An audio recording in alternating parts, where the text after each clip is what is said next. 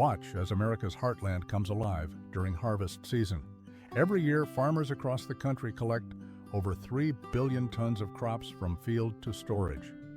Corn leads the way with 16.8 billion bushels harvested annually, followed by soybeans at 4.3 billion bushels. The journey starts at dawn when combines roll into golden fields, cutting and collecting grain in one smooth motion. Within hours, crops move from field to collection bins, then to storage facilities where they're carefully monitored for moisture and quality.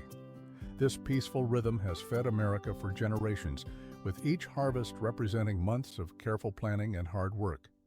The average corn yield reaches 186 bushels per acre, a testament to modern farming efficiency and dedication. Made with 1703.co.